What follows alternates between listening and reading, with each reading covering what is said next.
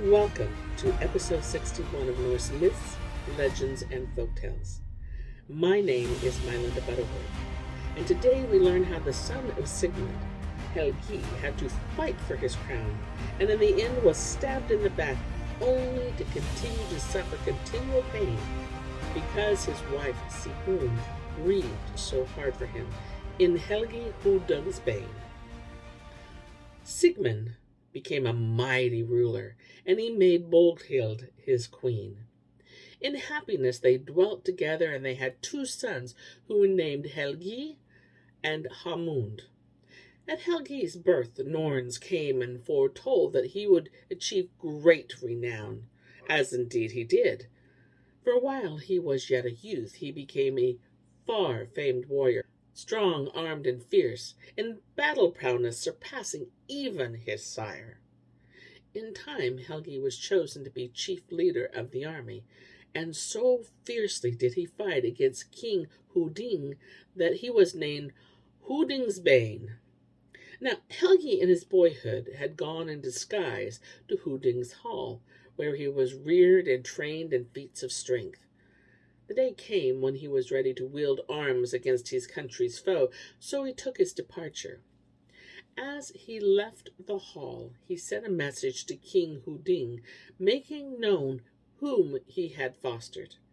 The king was wroth, and he set out warriors to slay the lad. But Helgi disguised himself as a bondmaid, and when his pursuers entered the house in which he had taken refuge, they saw a woman grinding corn. "The bondsmaid hath fierce eyes," they said. "She is not the daughter of a peasant. Her hands are more fitted for the sword." So strong was Helgi, and so swiftly did he work, that the millstone was broken. It is not a warrior's task to grind corn. In the war that followed, a great battle was fought, and Helgi slew Hunding. Several of the king's sons fell by his sword in another battle, and those who survived vowed blood vengeance against him. As Helgi left the battlefield, he clad himself in a wolfskin, and in a forest he met a fair princess who was named Sigrun. She rode on a white horse, and her maidens rode behind her. King Hunding, against whom Helgi had fought, was her sire, and she was a valkyrie and a swan maid. The young warrior was heart-stricken with love for the fair princess, and he besought her to be his bride. But she told him that her sire had already promised her to Hodbrod, son of King Granmar, whereat Helgi vowed that he would go against his rival in battle. Then did Sigrun promise to be his bride, when he had slain the hated Hodbrod. So it fell that Helgi Hundingsbane warred against Hodbrod and his allies, the kinsfolk of Sigrun. He crossed the seas with Sinfiatli and a strong army. But a great tempest broke forth, and the ships would have been foundered had not the valkyrie maid come to protect them. After enduring great tribulation, Helgi reached the kingdom of Granmar, where he fought a great battle. Sigrun hovered in mid-air and gave her lover sure protection, and he prevailed over Hodbrod and slew him. Then was Hogni slain also, and all his sons fell with him save Dag. Sigrun hailed her lover and gave him praise because that he had slain the mighty Hodbrod. Yet she did mourn for her sire and her brothers.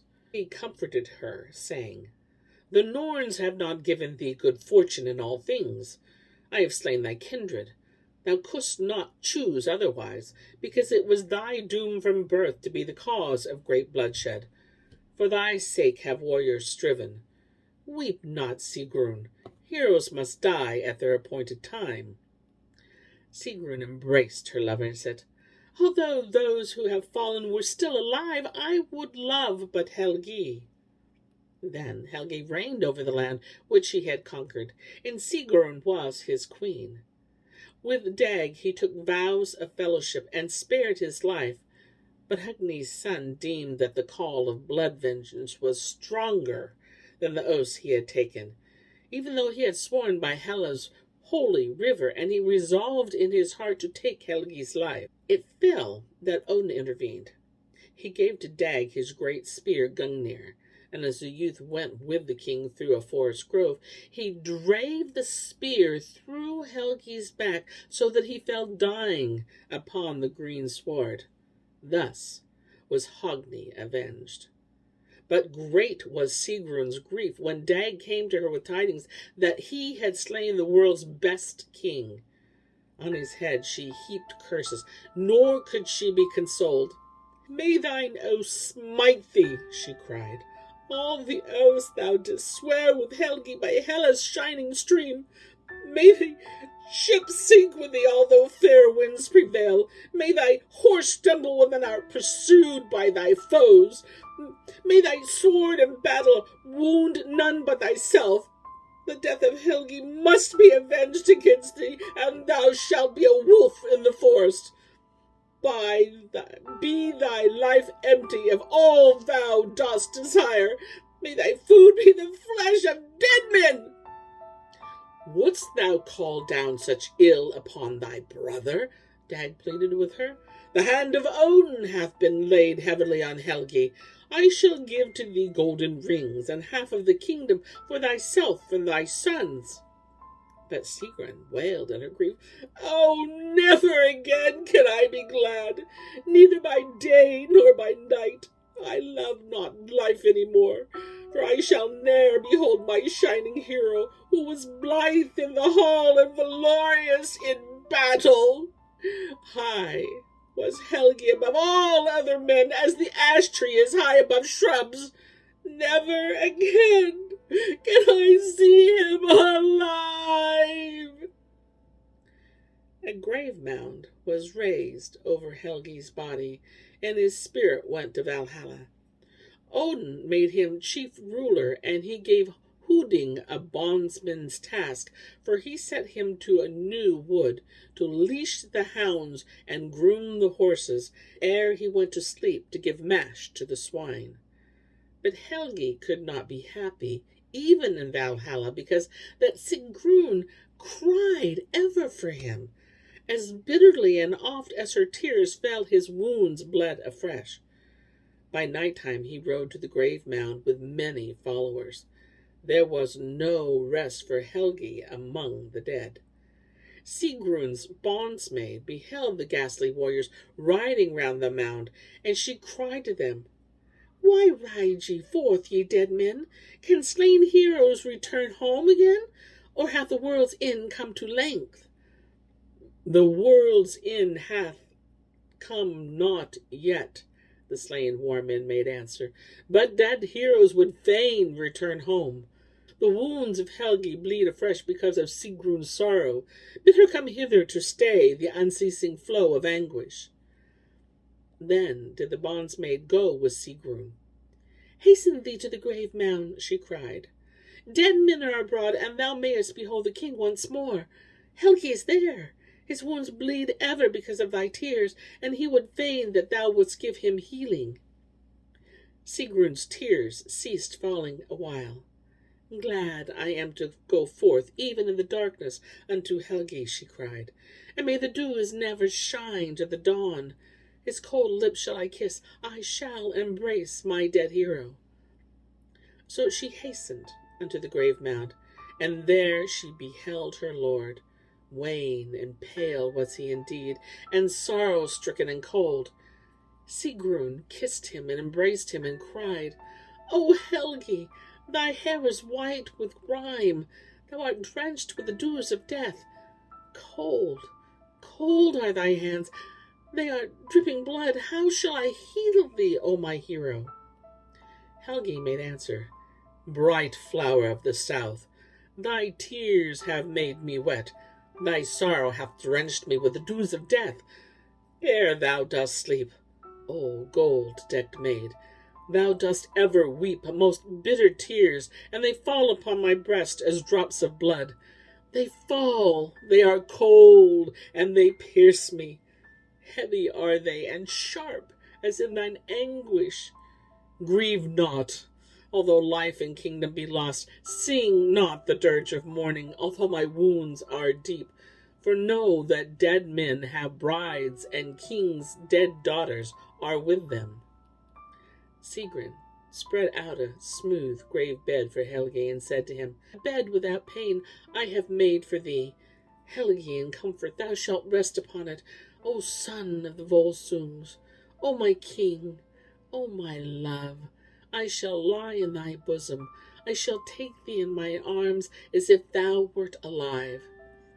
White maid whom I loved, spake Helgi, strange would it indeed be if the high-born daughter of King Hunding were laid while yet alive in a dead man's arms. Now forth must I ride on the dawn-red road. I must climb on my steed the bridge of the gods ere the shining cock of Asgard awakens the heroes in Valhalla. So they parted there at the grave mound, and Helgi, mounted on his steed, vanished in midair. But when the day passed and the night fell, Sigrun again returned to the grave mound of Helgi. She wept no tears and waited, but her hero came not nigh. All through the hours of darkness she waited, until the dawn broke faintly through the trees. Sitting there by her husband's grave mound, the lovelorn lady sang, Ah, would that he came, for fain would I greet him. He would come if he knew that I waited here to meet him. He'd come were he hearing my call, the son of great Sigmund from Odin's high hall. O Helgi, mine own, my fair one, my rare one, Helgi, mine own. Now waneth my hope of Helgi's returning, for the eagles awake, and the dawn fires are burning. My love hath not hurt me, he comes not tonight. All the elf folk and death folk to dreamland take flight. O Helgi, mine own, my white one, my bright one, Helgi, mine own. The bondsman soothed Sigrun, and 'twas thus she sang to her, O hush thee, O hush, who maketh thy moan, white queen of the Southland, fair Sigrun, who waiteth in darkness alone. One loved one of Helgi, thy heart should be filled not with hope, but with dread. 'Tis well that dawn cometh, and black night hath fled.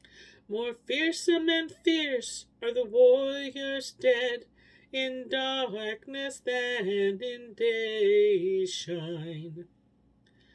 But Sigrun would not be comforted, and she died of sorrow.